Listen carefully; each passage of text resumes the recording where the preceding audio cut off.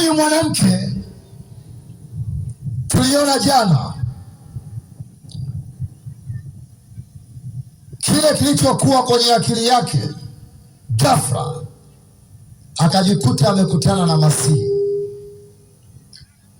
Lakini leo nataka tumuone mwanaume huyu mmoja anaitwa Zakayo. Bwana Yesu asifiwe sana kina baba. Amen. Kina baba wanaamea nguvu hivyo, wanawashinda kina mama. Mnakubali kushindwa na kina baba? Kina mama, Bwana Yesu asifiwe.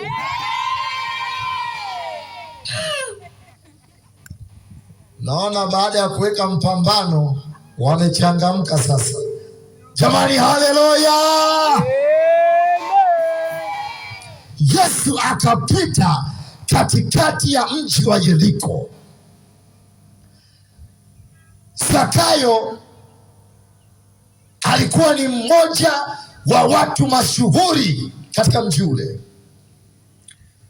Biblia inasema alikuwa ni mkuu mmoja hivi. Mnafahamu wanaume, watu wengi sana ambao wana heshima na wadhifa, ukikutana naye lazima tutamwambia mkuu, habari za leo mkuu. Hasa watu wa katikati ya mji kama ulivyo wewe, si kitu kibaya. Bwana Yesu atusaidie sana. Kila mtu ni mkuu kwenye eneo lake. Mwingine ni mkuu wa idara yake, mwingine ni mkuu kwenye nchi yake, mwingine ni mkuu kwenye familia yake. Baba akiingia nyumbani, watoto wanasema mkuu ameingia, wanamwita baba mwenye nyumba.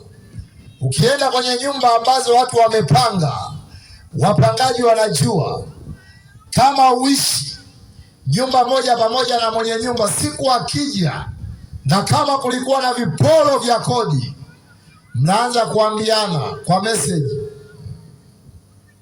ameingia. Si ndio jamani? Bwana Yesu atusaidie sana. Simwitikie amen. Ndiyo, ndivyo alivyokuwa Zakayo. Yeye alikuwa ni mkuu na alikuwa ni mtu ambaye anafanya kazi ya forodha. Alikuwa ni mtoza ushuru, lakini inaonekana alikuwa ni mtoza ushuru ambaye ana nafasi fulani.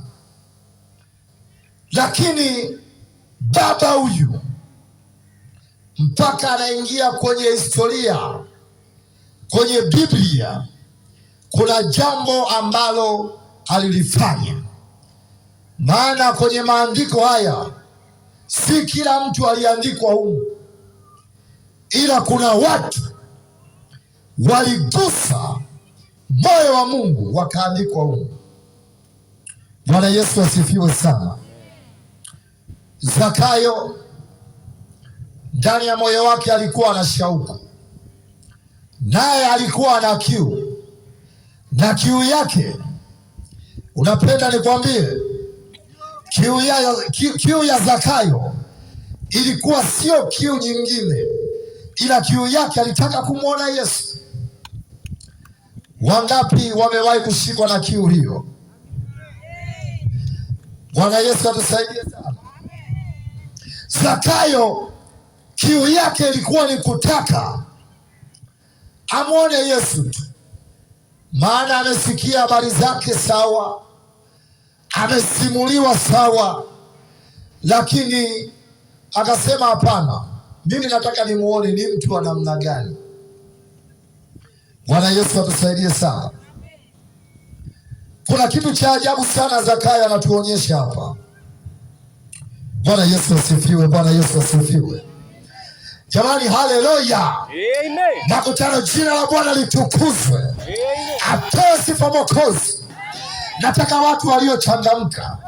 Hii ndege haiwezi kupaa kama propela hazijatikiswa sawa sawa. Hii ndege haiwezi kuinuka kama mapanga boy hayajazunguka sawa sawa. Katika ulimwengu wa roho kuna vitu vinahitaji kunasa. Kama walokole hamjaelewa sasa, basi hebu mwanze kuamshwa. Injili ni ya kushangiliwa, injili ni habari njema, injili ni amani. Sijaleta habari za huzuni, sijaleta habari za kupigwa na butwa. Nimeleta habari njema kwa watu wote. Habari za Yesu ni za watu wote, haijalishi wewe ni mrefu wala ni mfupi. Sikiliza nikueleze habari za Zakayo, ndio utaelewa na wewe habari zinakuhusu. Zakayo akasema leo kitaeleweka. Amesikia minong'ono huko, taarifa ofisini, wamepokea taarifa kwenye ofisi yao, sijui ndio ilikuwa TRA ya miaka ile. Inaonekana kwamba Yesu wa Nazareti anapita katikati ya mji. Akakusudia moyoni mwake, akasema sasa hapa simwagi mtu, kwa sababu siku zote Zakayo amekuwa akitamani kumwona Yesu lakini asiwezi. Kwa nini? Kwa sababu ya